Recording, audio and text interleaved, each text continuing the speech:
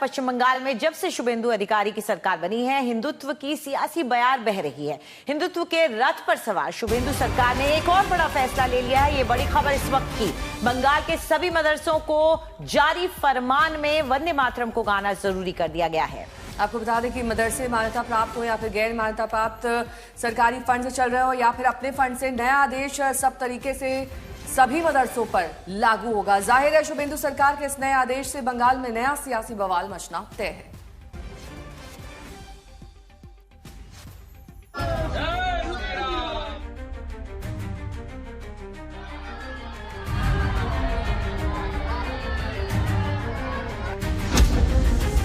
बंगाल में शुभेंदु का एक और सियासी कार्ड। बंगाल के मदरसों में वंदे मातरम अनिवार्य।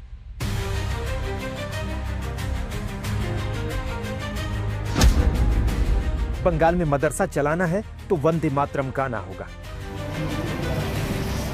अपने हिंदुत्व के एजेंडे को शुभेंदु अधिकारी ने नई धार दे दी है। इस धार की चपेट में अब बंगाल के मदरसे आए हैं। शुभेंदु सरकार का ये नया आदेश बंगाल में नया बवंडर लेकर आने वाला है। क्यों, ये आप इस आदेश को पढ़कर समझ सकते हैं। इस आदेश में साफ लिखा है,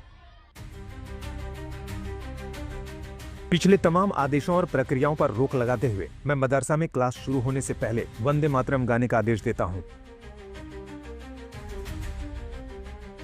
यह पश्चिम बंगाल के मदरसा शिक्षा निदेशालय का आदेश है, जिसे फौरन लागू करने का फरमान जारी हुआ है। शुभेंदु सरकार का यह नया आदेश सभी तरह के मदरसों पर लागू होगा। इनमें सरकारी सहायता प्राप्त और गैर सरकारी सहायता प्राप्त दोनों तरह के मदरसे हैं।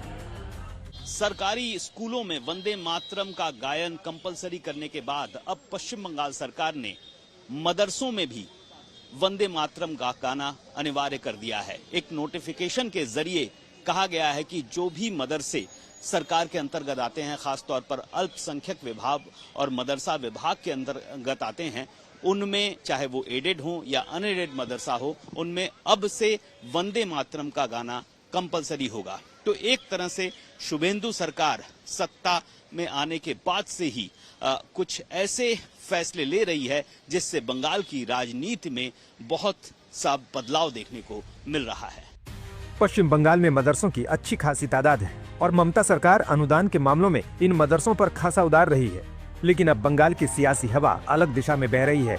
जरा आंकड़ों पर गौर कीजिए। पश्चिम बंगाल में इस वक्त 609 मान्यता प्राप्त मदरसा हैं। इनमें 395 हाई मदरसा, 112 जूनियर हाई मदरसा और 102 सीनियर मदरसा है। केंद्र सरकार की एक रिपोर्ट के मुताबिक पश्चिम बंगाल में 685 गैर मान्यता प्राप्त मदरसा भी हैं।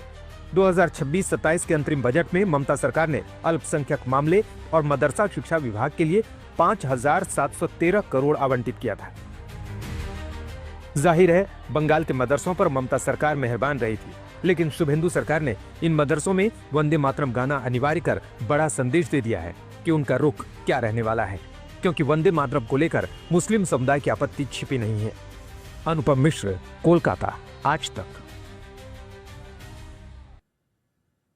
तो चलिए एक बार फिर से रुक करते हैं हमारी सहयोगी तापस सेनगुप्ता का। तापस, आदेश तो और फरमान तो जारी कर दिया गया है, लेकिन क्या आपको क्या पता चल रहा है, मदरसे मानने को तैयार हैं?